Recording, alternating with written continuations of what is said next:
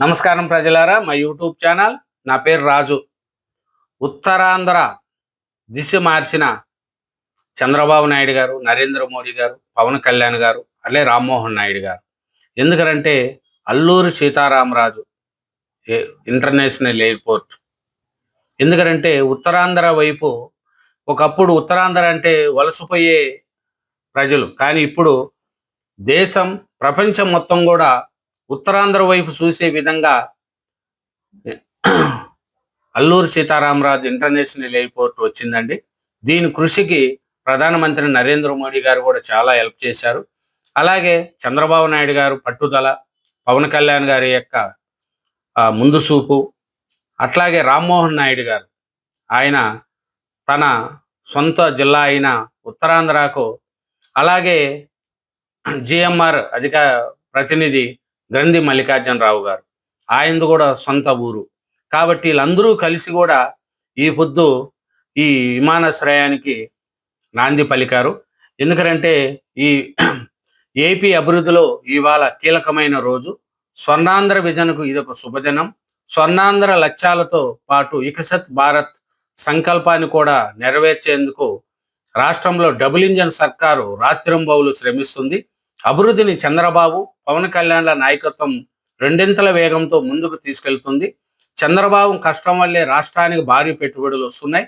Google data సెంటర్తో పాటు పలు అంతర్జాతీయ కంపెనీలు తరలిస్తున్నాయి.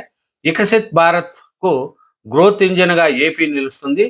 అది ఇప్పుడు దేశంలోనే ప్రధాన ఉత్పత్తికి కేంద్రంగా మారుతుందని ప్రధానమంత్రి నరేంద్ర మోడీ గారు చెప్తున్నారండి. దీని గురించి మనం ఏం మాట్లాడుకున్నామంటే, జగన్మోహన్ రెడ్డి గారు ప్రతిపక్ష నాయకుడిగా ఉన్నప్పుడు ఎర్రబస్సు రాదన్న చోటుకు ఎయిర్ బస్సు వచ్చింది. ఎర్రబస్సే రాదు, ఎయిర్ బస్సు ఎందుకండి అని జగన్మోహన్ రెడ్డి గారు అక్కడ ఉండే ఉత్తరాంధ్ర ప్రజలు ఒకప్పుడు రెచ్చగొట్టాడు. ఇక్కడ ఎందుకు ఎయిర్పోర్టు, బస్సే రాని తోటకి ఎందుకు ఎయిర్పోర్ట్ కడుతున్నారని చెప్పి అది వేలనగా మాట్లాడిన జగన్మోహన్ రెడ్డి గారు ఈరోజు ఆ ఎయిర్పోర్ట్ నా వల్లే వచ్చింది, నేనే కంప్లీట్ చేశానని తన క్రెడిట్లు వేసుకుపోతున్నారు జగన్మోహన్ రెడ్డి గారు. ఎందుకంటే అండి, ఒక రాష్ట్రం అభివృద్ధి చెందాలంటే అధికారం అనేది ఎవరికి శాశ్వతం కాదు. ఈ పొద్దు చంద్రబాబు నాయుడు కావచ్చు, రేపొద్దున మళ్ళీ జగన్మోహన్ రెడ్డి గారు రావచ్చు. ఒకరు కొనసాగించిన దాన్ని కంటిన్యూ చేసుకుంటూ పోతే ఆ రాష్ట్రం అభివృద్ధి చెందుతుంది. కానీ జగన్మోహన్ రెడ్డి గారు అధికారంలోకి వచ్చిన తర్వాత దాన్ని చేయలేదు, దాన్ని వదిలేశాడు. 3 రాజధానులు అంటూ 3 నామాలు పెట్టి ఆంధ్రప్రదేశ్కు ఒక పీడకల లెక్క చేశాడు. జగన్మోహన్ రెడ్డి గారి పాలన వద్దు అని జనాలు ఇక ఇసిగి చెందారు.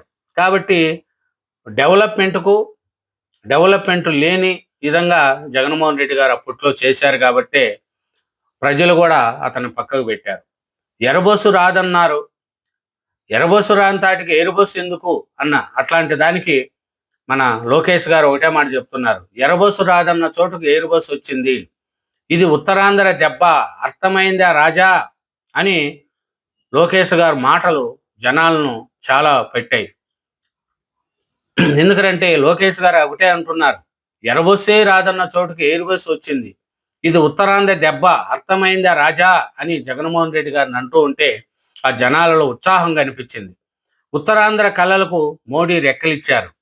మోడీ వికసిత భారత్, చంద్రబాబు విజన్ ప్రతిరూపమే భోగాపురం ఎయిర్పోర్ట్. ఏపీకి గ్రోత్ ఇంజిన్గా ఉత్తరాంధ్ర, బంగారు భవిష్యత్తుకు నిలయం అనేది కూడా లోకేష్ గారు చెప్తున్నారు. లోకేష్ ఒకటే చెప్తున్నారు, ఎర్రబస్సు రాదన్న చోటుకి ఎయిర్ బస్సు వచ్చింది, ఇది ఉత్తరాంధ్ర దెబ్బ, అర్థమైందా రాజా అని లోకేష్ గారు చెప్తున్నారండి. ఇంకా ఈ ఎయిర్పోర్ట్ చూస్తుంటే ప్రపంచ స్థాయి ప్రమాణాలు, భోగాపురం ఎయిర్పోర్టుకు పలు ప్రత్యేకతలు ఉన్నాయండి. ఎందుకంటే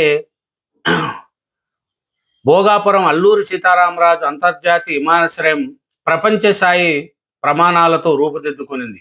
ఎగిరే చేప ఆకృతిలో నిర్మించిన ఈ విమానాశ్రయం ఆంధ్రప్రదేశ్ సంస్కృతి సాంప్రదాయాలను అడుగడుగున ప్రతిబింబిస్తుంది. చూడండి, ఈ విమానాశ్రయం అయితే ఒక ప్రత్యేకత ఉంది. ఇది అక్కడ ఉత్తరాంధ్ర సైడు ఆంధ్రప్రదేశ్ యొక్క అనుకూలంగా ఈ విమానాశ్రయం కట్టారు. అంతర్జాతీయ లోటు తీరేలా భోగాపురానికి కొత్త హంగులు కూడా వచ్చాయండి. ఎందుకంటే భోగాపురం విమానాశ్రయంలో కొత్త దిశ దశ ఉత్తరాంధ్ర వలస వచ్చే రోజులు వచ్చాయి. ఉత్తరాంధ్రోళ్ళు ఓ సైడు బయట వెళ్ళేవాళ్ళు. కానీ ఇప్పుడు ఉత్తరాంధ్రకే వచ్చే రోజులు వచ్చాయి. ఎయిర్‌పోర్ట్ ప్రారంభోత్సవంలో చంద్రబాబు నాయుడు గారు అంటున్నారండి. ప్రధాని చేతుల మీదుగానే పోలవరం, అమరావతి కూడా మేము ఓపెన్ చేస్తాము. ఎందుకంటే ప్రధాని మోడీ నాయకత్వంలో 2015లో భోగాపురం విమానాశ్రయాన్ని ప్రకటించాం. అనుమతులు తెచ్చి 2019లో శంకుస్థాపన చేశాం. నాడు కొబ్బరికాయ కొట్టింది మనమే. నేడు గుమ్మడికాయ కట్టింది కూడా మనమే. 2027 నాటికి పోలవరం ప్రాజెక్టు పూర్తి చేసి ప్రధాని చేతుల మీదుగా ఓపెన్ చేయిస్తాం. జాతికి అంకితం ఇస్తాం. అలాగే 2028 నాటికి రాజధాని అమరావతి మొదటి దశ పూర్తి చేసి ఆయన చేతి మీదుగా ప్రారంభిస్తామని చంద్రబాబు నాయుడు గారు చెప్తున్నారండి. భూములు ఇచ్చిన రైతులకు పాదాభివందనాలు అంటున్నారు. ఎందుకంటే రైతులు ఈ భోగాపురం విమానాశ్రయం కోసం భూములు ఇచ్చిన రైతులకు ఉత్తరాంధ్ర కొత్త చరిత్ర శ్రీకారం చుట్టారు. ఉత్తరాంధ్రకి వలసలు వచ్చే రోజులు వచ్చాయి. మోడీ లాంటి నేతను చూడలేదనేది కూడా తెలుస్తుందండి. ఈ భోగాపురం గ్రాండ్ టేకప్ అంచనాలకు మించి జనాలు రావడం కూడా చేశారండి. సమన్వయంతో సక్సెస్.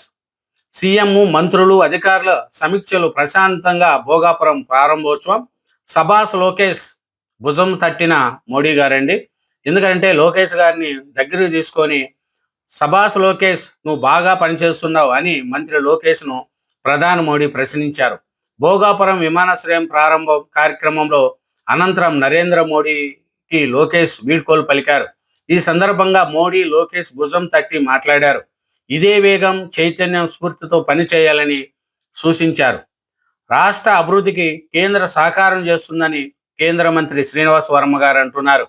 ప్రారంభోత్సవం నాడే ప్రైవేట్ విమానాలు, హెలికాప్టర్ల సందడి. చూడండి, భోగాపురము ప్రారంభించారు, అప్పుడే ప్రైవేట్ విమానాలు, హెలికాప్టర్లు సందడి చేస్తున్నాయి. అట్లాగా అక్కడ భూములు ఇచ్చిన రైతులకు విఐపి గ్యాలరీ చేశారండి. భోజనాలు అయితే రుచికరమైన అచ్చయ పాత్ర భోజనాలు అల్లూరి సీతారామరాజు అంతర్జాతీయ విమానాశ్రయ ప్రారంభోత్సవం సందర్భంగా వచ్చిన అశేష జనవాహినికి రుచికరమైన భోజనం అందించారు. ఈ అల్లూరి సీతారామరాజు ప్రారంభోత్సవంలో ప్రజలు విపరీతంగా వచ్చారండి, చాలా వచ్చారు. ఎందుకంటే ఎర్రబస్సు రాదన్న చోటుకి ఎయిర్ బస్సు వచ్చింది. ఇది ఉత్తరాంధ్ర దెబ్బ అర్థమైందా రాజా? ఉత్తరాంధ్ర కళలకు మోడీ రెక్కలిచ్చారు. మోడీ వికసిన భారత్, చంద్రబాబు నాయుడు గారి విజన్ ప్రతిరూపమే భోగాపురం ఎయిర్పోర్ట్ అని లోకేష్ గారు చెప్తున్నారండి. ఎర్రబస్సు రాని ఊరికి ఎయిర్పోర్ట్ అని ఉత్తరాంధ్రను తక్కువ అంచనా వేసి ఇక్కడ ప్రజలను అవమానించిన వాళ్లకు దిమ్మ తిరిగే సమాధానమే భోగాపురం విమానాశ్రయం ప్రారంభోత్సవం అని మన లోకేష్ గారు చెప్తున్నారండి. భోగాపురం విమానాశ్రయం ఉత్తరాంధ్రకు వరం వంటిది. ఉద్యోగ, ఉపాధి అవకాశాలకు కేంద్రంగా మారుతుంది. రోడ్లు, రైళ్లు, ఓడరేవులు ఇట్లా ఉత్తరాంధ్ర ఆంధ్రప్రదేశ్కే గ్రోత్ ఇంజిన్లా నిలుస్తుంది.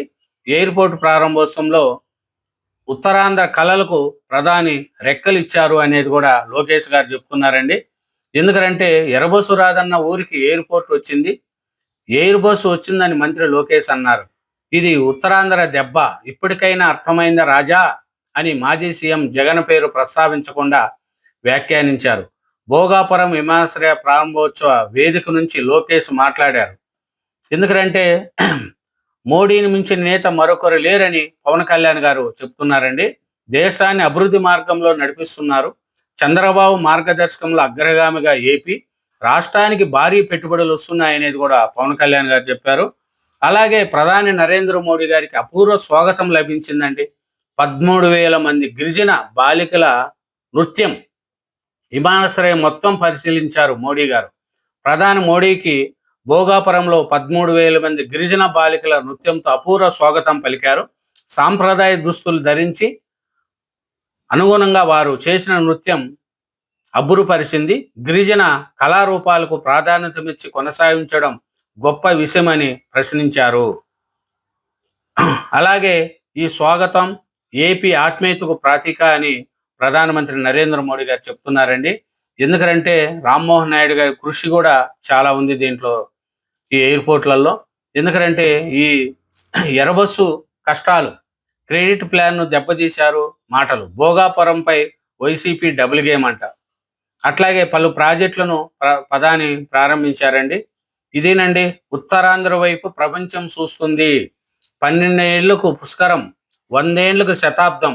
ఇది ఉత్తరాంధ్రకు యుగానికి ఒకసారి వచ్చే అద్భుతం. ఎర్రబస్సులను ఎక్కిరించిన చోటే ఎయిర్ బస్సులు. కేంద్ర మంత్రి రామ్మోహన్ నాయుడు గారు ప్రసంగం అండి. ఇదేనండి, ఏమైనా ఏది చెప్పినా కూడా అభివృద్ధి అనేది ఈ సైడ్ ఆంధ్రప్రదేశ్లో కనిపిస్తుంది. చంద్రబాబు నాయుడు గారు ఉంటేనే అభివృద్ధి. కాబట్టి ప్రజలు కూడా ఆలోచించుకోవాలా, అభివృద్ధి చేసే నాయకుడు కావాలా, లేదు 3 రాజధానులు అంటూ 3 నామాలు పెట్టే నాయకుడు కావాలా అనేది ప్రజలు ఆలోచించుకుంటే అది మంచిది. కాబట్టి అభివృద్ధిని ప్రోత్సహించే వాళ్ళు ఎవరైనా సరే ఈ వీడియోను లైక్ చేయండి, వీడియోను చూడండి. Thank you very much. Channel subscribe చేయండి, వీడియోను లైక్ చేయండి. Bye. Thank you very much.